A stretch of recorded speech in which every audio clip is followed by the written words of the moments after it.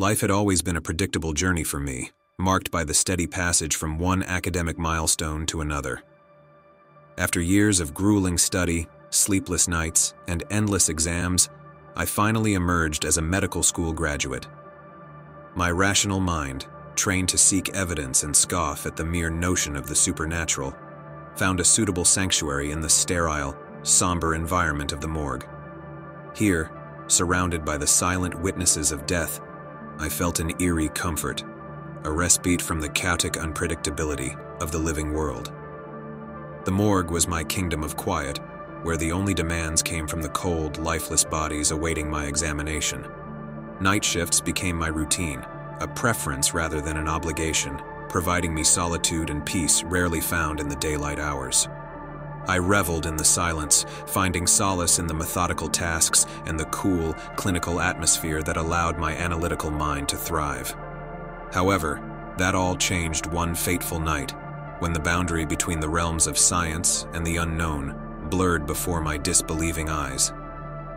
She appeared out of nowhere, as if materializing from the shadows themselves, a woman draped in black, her pale skin a stark contrast to the enveloping darkness. Her appearance was startling, unsettlingly out of place amidst the sterility of the morgue. Her eyes, dark and penetrating, seemed to look right through me. Seeing past the facade of composure I struggled to maintain. She spoke softly, yet her voice carried a strange, compelling force, weaving through the stillness like a siren's call. Despite the alarm bells ringing in my mind, warning me of the sheer absurdity and impropriety of her request, I found myself drawn in, ensnared by an inexplicable power. She asked for a body, the recent arrival of a John Doe, anonymous and unclaimed, his story ending on my cold table. Her reasons remained veiled in mystery, her intentions obscure, yet I felt a haunting pull, a curious mixture of fear and fascination. Against every principle of my profession, against the very foundation of my beliefs, I acquiesced. My actions seemed detached, as if I were a spectator in my own body, watching in mute horror as I facilitated the desecration of my sacred trust. Together, we moved the body, an unholy alliance formed in the dim light of the morgue. The air seemed to grow colder, the shadows deeper, as if the world itself recoiled from our deed. As we completed the grim task, she turned to me, her gaze piercing into my very soul. A faint smile played on her lips, promising a gratitude that sent chills down my spine. Her touch, cold and electrifying, marked me in a way no physical mark ever could. I stood there, frozen, as she vanished as mysteriously as she had appeared, leaving me with nothing but the chilling silence and a growing sense of dread that perhaps, for the first time in my life, I had ventured into realms beyond the reach of reason and science. In the days following that eerie night, a heavy fog of unease settled over me, thick and suffocating, like the lingering chill of a ghost's touch. The once comforting silence of the morgue now felt oppressive, a relentless reminder of the unspeakable pact I had forged with the mysterious woman. I tried to lose myself in the routine, to bury the memory of her haunting eyes and the unnatural coldness of her skin under layers of mundane tasks and clinical detachment. But denial proved to be a frail shield against the shadows that had taken root in my mind. Sleep, once a refuge, became a treacherous domain where her image would emerge from the darkness behind my closed eyelids. She was there, in the liminal space between wakefulness and sleep, her presence an inescapable specter hovering at the edge of my consciousness. Her voice, soft yet commanding, threaded through my dreams, a whispering echo that left me waking in a cold sweat, the remnants of her words dissolving like mist in the morning sun. The morgue, my sanctuary of science and reason, had transformed into a stage for a silent, unseen haunting. Each shadow seemed to conceal whispers, each sudden chill a caress of unseen fingers. The once familiar halls now harbored a lingering otherness, as if the air itself had been tainted by the macabre transaction I had unwillingly facilitated. Attempts to confide in others about the ordeal were futile. Words would falter on my lips. The fear of disbelief, of ridicule, or worse, of the cold judgment of my peers, sealing my confession before it could breach the surface. I was trapped in a solitary struggle, waging a silent war against the creeping madness that threatened to erode the edges of my reality. Compounding my isolation was the growing suspicion that the woman's visitation had left something behind, an intangible presence that clung to the sterile instruments and the silent cadavers. It was as if the very essence of the morgue had been altered, imbued with an unspoken narrative of forbidden secrets and unseen truths. The line between the world of the living and the realm of the dead, once so clear and unassailable in my mind, had blurred. I found myself questioning the very nature of my reality, the foundations of my beliefs shaken by the haunting specter of a woman who should not exist. The inevitability of her return hung over me like a dark cloud, a silent countdown to a fate I couldn't escape. My days became a blur of anxious anticipation and sleep-deprived nightmares, each night a battle against the shadows that seemed to creep ever closer, fueled by my own spiraling thoughts. And then she returned, not as a specter of the night, but as a harbinger of a fate far worse than I could have ever imagined. On that fateful evening, she found me once more, her presence slicing through the mundane reality of my world like a cold, sharp blade. There was a deliberate intent in her eyes this time, a purpose that filled me with a dread far deeper than the fear of the unknown that had plagued me since our last encounter. She spoke not of bodies or the dead, but of me, of a destiny entwined with hers in a way that I could not, would not, understand. Her words were a siren's call, weaving a dark tapestry of fate and necessity that left me powerless to resist. I followed her, as if in a trance, to an abandoned house that stood as a testament to decay and desolation, a mirror to the darkness that seemed to engulf my soul. The air was thick with the stench of neglect, the walls adorned with the graffiti of despair. This was to be the crucible of my transformation, a place as far removed from the sterile confines of the morgue as one could imagine. There, she revealed her true nature, a revelation that tore through the remnants of my disbelief like a storm through a fragile shelter. She was no mere woman, no wandering spirit. She was a creature of darkness, a being whose existence defied the laws of nature and man. Her words, laced with an ancient power, spoke of rituals and exchanges, of old pacts sealed with blood and shadow. I was to be a vessel, a pawn in a game whose rules were written in the whispers of the dead. My attempts to flee, to break free from the ensnaring web of her spell, were futile. She was everywhere and nowhere, a presence that filled the room, that suffocated my will and bent my actions to her dark whims. The ritual she performed was a violation, an invasion that stripped me of my very essence, leaving me trapped in a decaying husk, a prisoner within my own body, watching helplessly as she donned my flesh like a cloak, stealing my identity, my life, my very self. The horror of my situation was a living nightmare, an existence trapped between life and death, a spectator to the usurpation of my reality. I was left to dwell in the remnants of my former self, a decaying testament to the price of my folly, my naivety. The world I knew, the world of light and life, had been irrevocably torn from me, leaving me adrift in a sea of darkness, with no shore in sight, a soul marooned in the shadow depths of despair. In the wake of the dark ritual, I awoke to a world of horror and decay. The abandoned house, with its peeling paint and broken windows, became my prison, reflecting the ruin that was now my existence. Daylight no longer brought warmth or hope.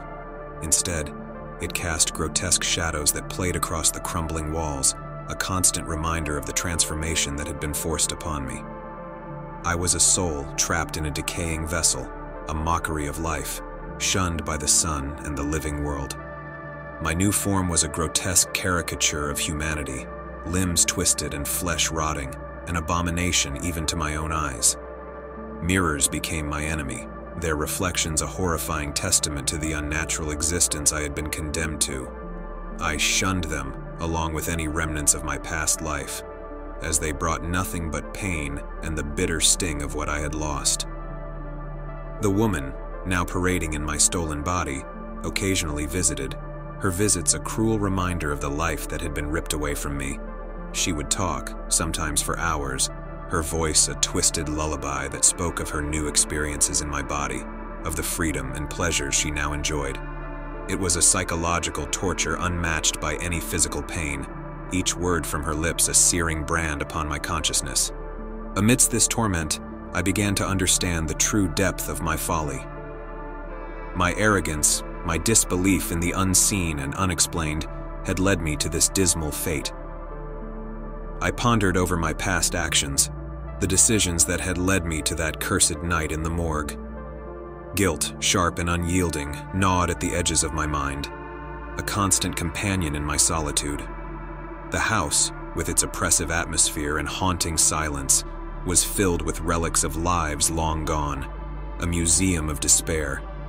I wandered its rooms like a ghost, my presence as inconsequential as the dust that lay thick on the furniture. Time lost meaning, days melding into nights in a ceaseless cycle of regret and longing. But in this desolation, a grim determination took root within me. My body might have been broken, my fate sealed by dark forces beyond my control, but my mind remained my own.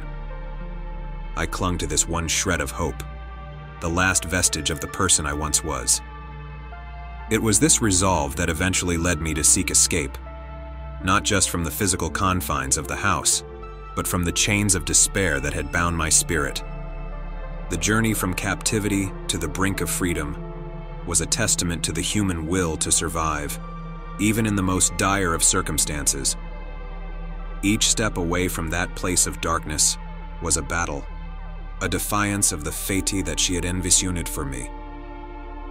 The world outside the decaying walls of my prison was no longer one I belonged to, but I ventured forth, driven by the need to reclaim what fragments I could of my shattered life. Yet the realization dawned on me with each labored step. There was no returning to my old life, no undoing what had been done. The world moved on oblivious to my suffering, a ghost among the living, unseen, unheard, and unbelonging. My journey led me not to redemption or recovery, but to the harsh truth of my new reality. In the end, I found myself at the edge of society, a place where the forgotten and discarded lay in heaps, like the broken dreams of humanity, a landfill, the final sanctuary for a soul stripped of its humanity. Here, among the refuse, I found a semblance of peace, an acceptance of my fate as I settled into the shadows, away from the world that I no longer belonged to, waiting for time to erode what remained of my cursed existence. The landfill, with its towering piles of discarded remnants of human existence, became the unlikely refuge for my forsaken form. Each mound of waste, a monument to the excesses and neglect of society, mirrored the internal desolation I felt. The stench of decay, pervasive and overwhelming, merged with the corruption of my own body. Yet, in this place of rejection and abandonment, I found an odd sense of belonging. Here, I was no longer an aberration but another piece of the disregarded and forgotten. Days turned into nights and back into days, indistinguishable from one another, marked only by the gradual decay of both my physical form and the surrounding refuse. The sun rose and set, indifferent to the tragedy it illuminated, while the moon watched silently, a distant witness to my ongoing demise. The constant companionship of scavenging creatures drawn by the smell of decay served as a stark reminder of the natural order from which I had been so brutally severed. In this desolate environment, I had time, endless, stretching, relentless time, to reflect on the surreal trajectory my life had taken. Memories of my past life haunted me, fleeting glimpses of happiness and normality that seemed now like cruel jokes played by fate. I pondered the choices that had led me here, the moments of weakness, the lapses in judgment, the arrogance of believing myself immune to the mysteries of the world. Despite the physical grotesqueness that defined my existence, it was the isolation, the total severance from human connection, that proved to be the most excruciating torment. Humans are inherently social creatures, and to be deprived of this basic need is to experience a death far crueler than the cessation of physical function. I was living, if one could call it that, a life in limbo, an existence that defied the natural laws of life and death. Yet within this abyss of despair, a flicker of resolve began to kindle within me. If my story were to be my legacy, then let it not be a mere tale of warning, but a beacon for those who tread the fine line between curiosity and recklessness. I started to document my experiences, writing as best as I could with limbs that barely obeyed my will. My words, crude and shaky, were imbued with the urgency of one who had nothing left to lose. This narrative, my testament, was not born from a desire for redemption or pity, for I knew those were beyond my reach. Instead, it was my final act of defiance, a refusal to be silenced by the darkness that had consumed my life. It was a message carried by the wind and the birds that roamed this place of endings, to those who, like me, might find themselves on the precipice of the unknown. Let this account serve as a cautionary tale, a beacon of warning to those who walk the path of curiosity with blind eyes and deaf ears to the ancient forces that move just beyond the veil of our understanding. The world is vast, filled with mysteries that beckon with the allure of the forbidden. But remember my story, the tale of a man who lost everything in the pursuit of that which should have remained hidden. As I lay down this pen, my final words etched into the fabric of this forsaken place. I look to the horizon, where the landfill merges with the sky, a horizon I will never reach. I accept my fate, not with resignation, but with the clarity of one who has seen beyond the veil and lived to tell the tale. Here, in the heart of abandonment, I have found a stark, brutal form of freedom, the freedom of a soul unbound by the conventions of a world that has moved on without me. So let my story be a reminder, a whisper on the wind to those who dare to listen. Tread carefully in the shadows of the unknown, for not all that lies hidden should be brought to light.